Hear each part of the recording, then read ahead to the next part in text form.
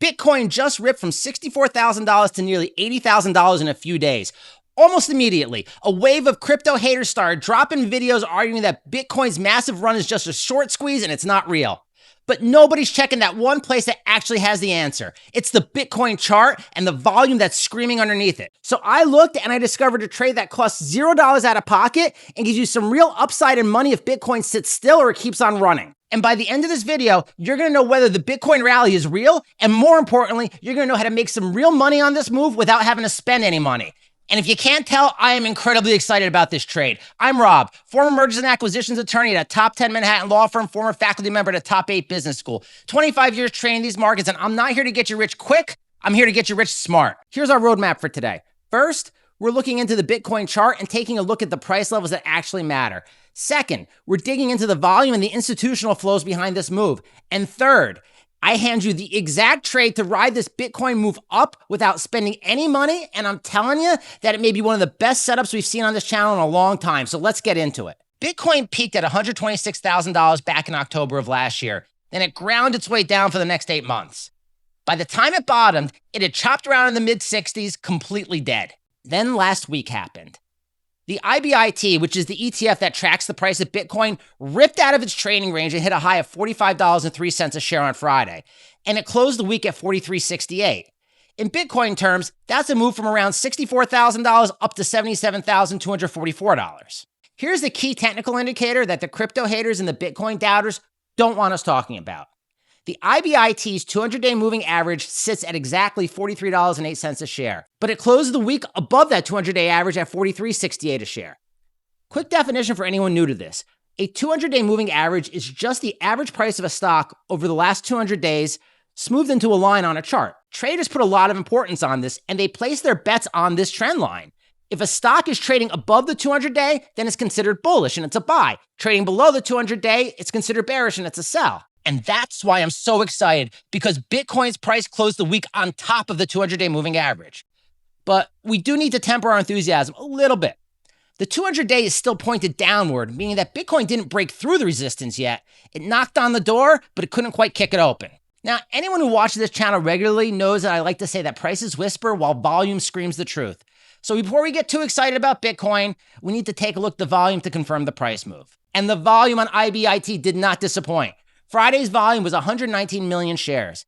Compare that to the 10-day average of 58 million shares and the 30-day average of 46 million shares. That means that IBIT traded between 2 and 2.5 times normal volume on Friday. That's real conviction, not just a quiet drift higher on thin trading. So the technical setup for Bitcoin is looking attractive, but what about the crypto haters screaming that this was just a short squeeze? Well, in all honesty, part of their narrative is correct. The first leg of this move was a short squeeze, no question about it. Traders betting against Bitcoin got way too greedy, and when the price turned against them, they were forced to buy back just to survive. In fact, there was more than $2.7 billion of margin calls and forced liquidations in nearly 24 hours. So the haters were sort of right. There was a short squeeze in Bitcoin, but they aren't talking about the renewed institutional interest in crypto that showed up last week. On the same day as all those margin calls, the Bitcoin and Ethereum ETFs took in over $800 million of inflows. ETF inflows mean that real institutional money is showing up and buying the Bitcoin and the Ethereum ETFs. In other words, the big boys and the big girls are getting back into the crypto game. And I checked this again live this morning, Sunday, August 23rd, for anyone watching. Bitcoin spent Saturday night dipping down to around $76,000 and bounced right back up to $77,300, holding the exact same range that it closed Friday on. It didn't fall apart over the weekend, it's holding the price level, and that's a phenomenal sign for us. But again, we need some caution. Bitcoin's RSI, that's the gauge that tells us when a stock's been bought up too fast, is sitting near 74 right now. Anything around 70 is considered overbought. And after a move this fast and this hard, a slight pullback here wouldn't surprise me at all. So Bitcoin has shown real volume conviction. Its price is sitting right above the 200-day moving average for the first time in 8 months. The weekend chart is holding up, and real ETF inflows suggest that the institutional whales are getting back into Bitcoin and Ethereum. This is an amazing setup headed into the week. Now, the crypto haters will likely argue that the 200-day moving average hasn't turned up yet and that we're overbought. And both these statements are technically true, but they're not bearish signs. They just mean that Bitcoin might be in for a pullback after such a fast run. Here's my takeaway. This started as a short squeeze, And now it's sitting at a real, legitimate rally that's probably due for a slight pullback before moving higher. Real quick, we're a small channel, no studio, no big team, just me and my two sons trying to help the little guy and little gal make sense of what's happening in this market. If this breakdown is helping you, a like and a sub and a share cost you nothing, but it means the world to a channel our size.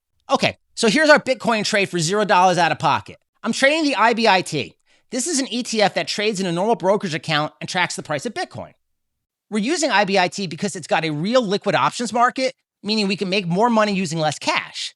Earlier this morning, I pulled the options data and pricing for IBIT, and here's our setup. Step 1, I want you to sell a cash-secured put at the $43 strike with the October 2nd expiration. You're going to collect about $1.95 a share right now for that.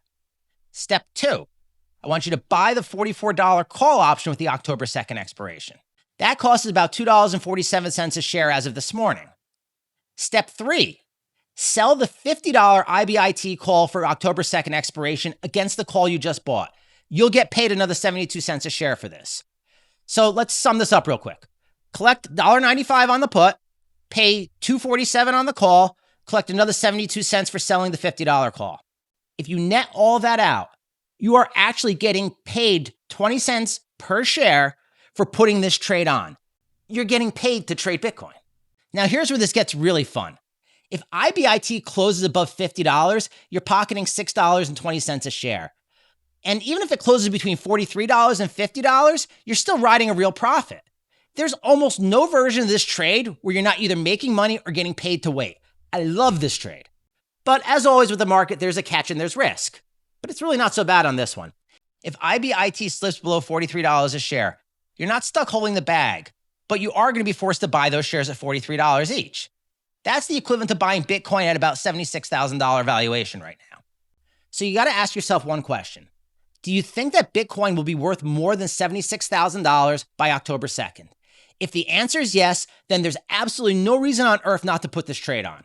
If you love this trade and you want to learn more trading strategies, we've got a phenomenal playlist filled with unique trades that you won't find anywhere else. I'll drop a link in the description for you to check it out. Thank you so much for watching. Now go out there and make some money trading Bitcoin. Remember to like and subscribe, and until next time, may all your trades be profitable.